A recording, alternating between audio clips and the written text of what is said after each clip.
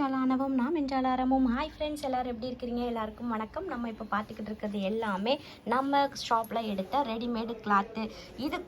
இது வந்து கிளாத்தாக எடுத்து நம்மக்கிட்ட ஸ்டிச் பண்ணியிருக்காங்க. அவங்க மெஷர்மெண்ட் கொடுத்து இதுக்கும் வெளியிலேருந்து வர ப்ளவுஸுக்கும் என்ன டிஃப்ரெண்ட்றது காட்டுறோம். நாங்கள் இதுக்காக வெளியில் போயெல்லாம் நம்ம எடுத்துகிட்டு வரல.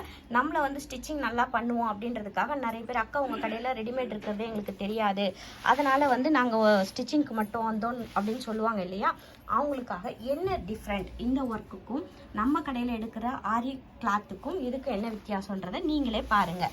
ரெண்டும் பக்கத்தில் வச்சுருக்கேன். இதுக்கும் இந்த பீட்ஸுக்கும் பீட்ஸுக்கும் எவ்வளோ டிஃப்ரெண்ட் இருக்குன்னு பாருங்கள், உங்களுக்கு தெரியும் இப்போ பார்க்கும்போது.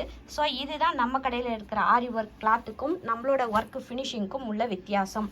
நீங்கள் வந்து நிறைய பேர் வந்து நிறைய டவுட் படுறீங்க, அக்கா இது ஏன் உங்களுக்கு இந்த ரேட்டு அப்படின்னு சொல்லிட்டு. இது ஸ்டிச்சிங் ஃப்ரீயோட 2,500 நம்ம பண்ணோம். ஸோ இதுவே இது வந்து வெளியில் இது எடுத்துகிட்டு வந்தாங்க 2,000க்கு எடுத்துகிட்டு வந்திருக்காங்க. ஸோ உங்களுக்கு வித்தியாசத்தை பாருங்கள் நல்லாவே. ஒர்க் எப்படி இருக்குது, பீட்ஸ் எப்படி இருக்குது, இந்த பீட்ஸுங்கெல்லாம் எப்படி இருக்குது. இது வந்து கம்பரேஷன் எதுக்கு பண்ணுறேன்னா, நிறைய பேர் வந்து நிறைய புரியாமல் எடுத்துகிட்டு வந்துட்டு ஒர்க்கோட ஃபினிஷிங் பார்த்து தெரிஞ்சுக்கவும் மாட்டேங்கிறாங்க. இங்கே பாருங்கள், இதெல்லாம் எடுத்துகிட்டு வராங்க. பட் ஆனால் இது எவ்வளோ ஃபினிஷிங்காக நீட்டாக இருக்குது. எல்லாமே பார்த்து எடுங்க. எங்கள் கடைக்கு வரணும் இல்லை, ஒர்க் எல்லாமே காசு கொடுத்து தான் வாங்குறீங்க. ஸோ பார்த்து வாங்குங்க. அதுக்காக தான் நான் சொன்னேன். தேங்க்ஸ் ஃபார் வாட்சிங்.